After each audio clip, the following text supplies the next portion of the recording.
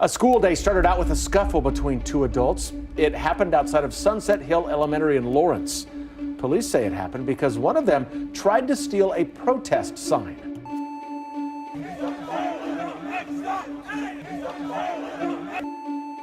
Go fuck yourself, little bitch. Hey.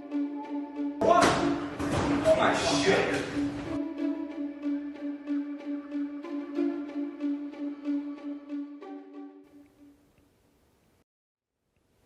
I got that PhD in human development and a master's in marriage and family therapy, and my undergrad's in addiction counseling. I was a licensed marriage and family therapist. I was a licensed master addiction counselor, all here in the state of Kansas.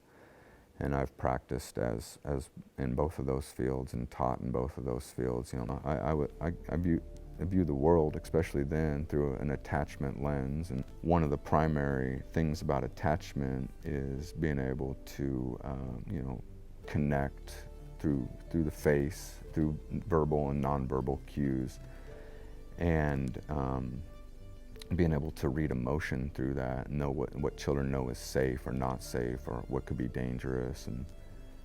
And so I was worried about that, having masks on kids all day, every day, having masks on teachers all day, every day. And my fear then was that with a generation of children that have attachment issues, you know, that means that they're going to have difficulty feeling emotion from other people, and we'd raise a generation of psychopaths. I was really fearful of that. And I figured, you know, within a week I'd have people out there and we get this turned around. School would be starting up the next month.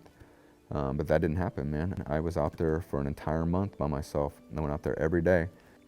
People started coming around slowly and started to join me. It never got as big as what I thought it needed to get to turn the mask mandates around.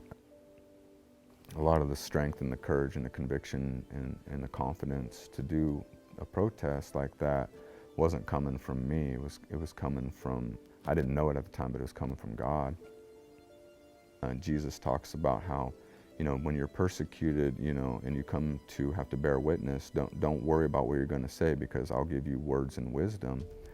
And that always stuck out with me, the words and wisdom promise that Jesus has. And so those signs, you know, the wording on them, the phrasing on them, they all just came to me, and I believe it was from Jesus. Onto this grass right here, nowhere else. He says, you stay here, we don't get any complaints, you can stay here. Otherwise, it's gonna be like over there and nobody's gonna fucking see it. Yeah, okay. That's the idea. That is the idea, yeah. So this is what happens, man. But we've never had it like this before. They're really... It's backfiring on them, because like up there, we had probably 8 cars that had driven by in that 30 minutes. We come down here because they don't want us up there, and we've had, you know, 50 or 60 cars at least driving by already. And more people, you know, they aren't necessarily reading the messages they drive by, but they're aware. They're aware of something going on. Even though I went out there with a non-political message, it quickly became political. And I know that the people on the left, the crazy communists here in Lawrence, made it political. It pitted me as some kind of right-winger. Because I started getting called everything right out of the book. Trump supporter, Nazi, and I was in the papers, I was anti-masker and anti-vaxxer and all that shit. You know, I used to go out there and sit with my signs, and then people online were saying they're gonna drive by and throw fucking water balloons filled with piss at me. Well, I started standing up then. I mean, there's one thing after another they tried to do to fucking get me to change through violent means. And the part that really upsets me and pisses me off is that I was the one that was always portrayed as the violent one.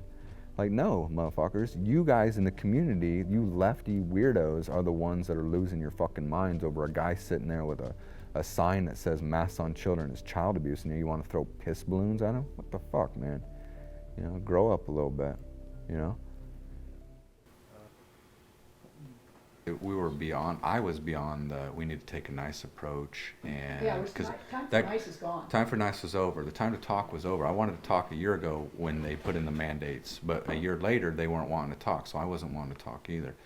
And I'll also say it's really easy for anyone to say, it's really easy for people that haven't gone out there to say they would have done this way or that way, but you take a very unpopular opinion in the middle of COVID and go out and do that, and then listen to the shit people say to you. There was one time I was walking back to my car afterwards, and this lady drove by and she said, "Fuck you and your daughter." And I was like, what the fuck is that all about? The unprovoked, just walking. That's the kind of shit that, you know, if you hear that shit over and over again, stuff like that, and I would challenge everyone else to see how they would react to it and just sit there and turn the cheek the whole time. Fuck that shit. It was Fuck fierce. that. It was fierce opposition at first. Yeah, they're nasty. Because we challenged their narrative. This is their precious narrative. Like I said earlier, they're whiny little bitches. They wanted to live in the comfort of their bubble and their world that they've created, and we stepped out and challenged it, and they reacted to it and threw little hissy fits. Because out of our 5 kids, only one daughter had the same view that we've had. And the other 4 for quite some time definitely distanced themselves, to say the least. Especially over the, me showing up and. The clinics were a rough one for you guys. Yeah, the clinics, but mostly that darn sign that said master child abuse. Boy, that really flamed up 2 of my daughter-in-laws and a couple of my sons. I remember when my aunt told my mom, "Do you know your daughter's standing on the corner at US 497? I feel like our kids are kind of circling the wagon back. Yeah. Yeah, told you they'd come back. Well, they're starting, obviously, whatever this mechanism is that finally puts everything we've said in the public eye as valid now. I know. Then they're going, ooh, maybe those old people were right. It's frustrating. And so I think they're starting to kind of let that in there, that mom and dad weren't so crazy after all. Yeah. And they're more communicative with us now. Yeah. That's got to be very difficult. Oh, yeah. Especially when you feel like they're harming themselves and our grandchildren by giving them these vaccines, so-called vaccines. I recently had a birthday, and all of the kids got a hold of me. And a year ago, they'd been stepping on my hose. Oh. Lost my job, lost my wife. Me and my wife have been married, or we'd been together since 1997. We've been married 20 years. Lost my kids, cars, dogs. Lost all of it, and it's a testament. It's a testament to God to get me through that, and so that's what I always say. Like, people that are fearful of losing everything, God will reward you. God sees you doing things that He finds admirable, like courage and standing up for what's right and being the light. He will reward you for that. That will help sustain you through the losses. And you got to have faith in that. You got to believe that. And I learned that firsthand. Yeah, we're right outside the Douglas County Courthouse, and tonight, Wednesday nights, are the county commissioner meetings. So today I'm going to be speaking about how, basically it's going to be I told you so.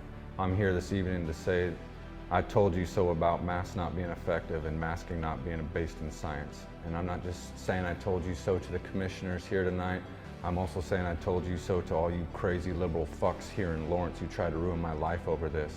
You didn't believe me about masks then or ever, so tonight I'm going to read a recent article published in your own mainstream media, the ultra-liberal New York Times, acknowledging that all you dumb shit liberals were wrong about masks and masking policies, and us crazy extremist conspiracy theorists were right all along.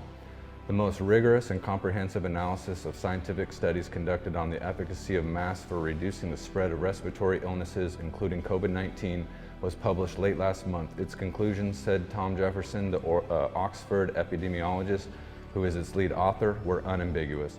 There is just no evidence that masks make any difference. There's a final lesson. The last justification for masks is that even if they prove to be ineffective, they seem likely a relatively low-cost, intuitively effective way of doing something against the virus in the early days of the pandemic. But do something is not science, and it shouldn't have been public policy. And the people who have the courage to say as much deserve to be listened to, not treated with contempt. They may not ever get the apology they deserve, but vindication ought to be enough. And that's just about the efficacy of masks. We're right about vaccines, and we're right about abortion as well.